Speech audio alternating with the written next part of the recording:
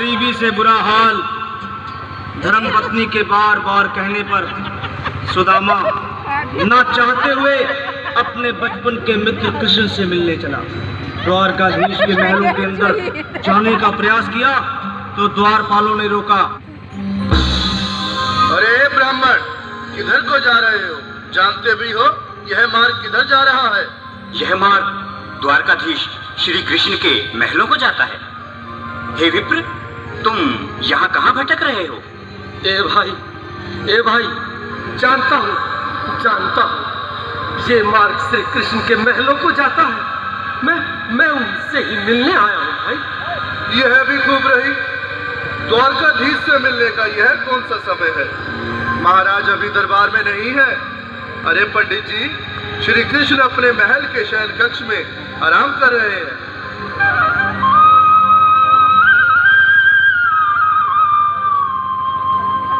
देखो देखो ये गरीबी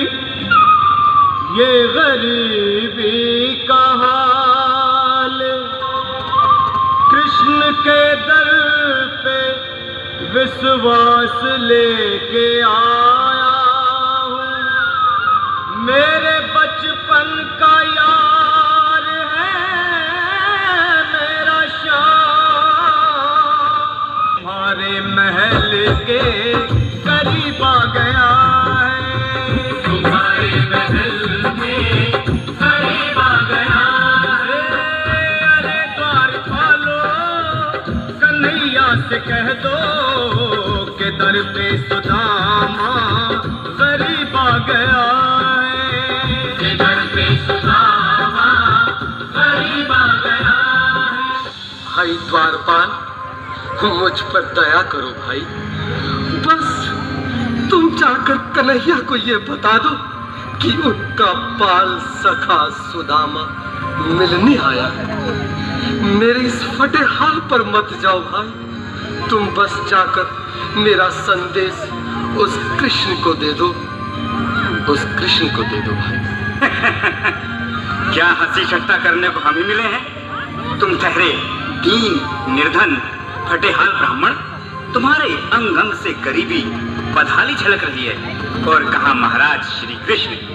क्षमा करना पंडित जी, हमें अपने प्राणों से हाथ नहीं धोने जो तुम्हारा यह संदेश द्वारकाधीश तक पहुंचाए।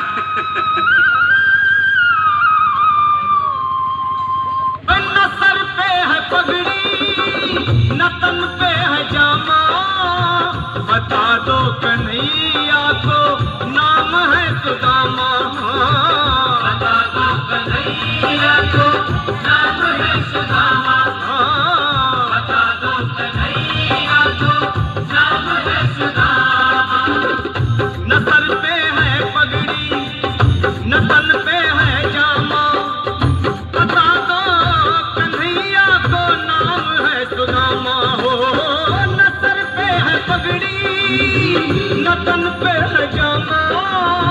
बता दो कन्हैया को नाम है सुदामा। हो बता दो कन्हैया को नाम है सुदामा।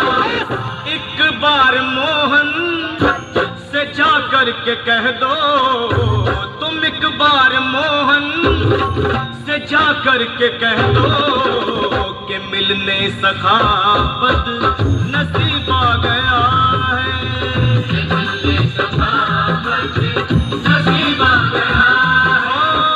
अरे द्वारपालो, कन्हैया से कह दो कि दर पे सुदामा करीब आ गया है।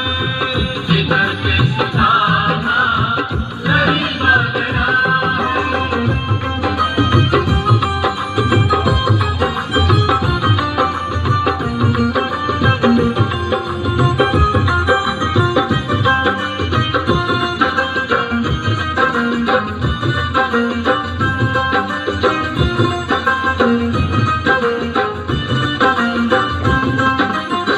भाइयों, अब मेरी भी सुन लो। जब तक मेरा संदेश उस द्वारकाधीश तक नहीं पहुंचाते, तब तक मैं यहीं बैठा हूं। चाहे मेरे भूख प्यास से प्राण ही क्यों न चले जाए।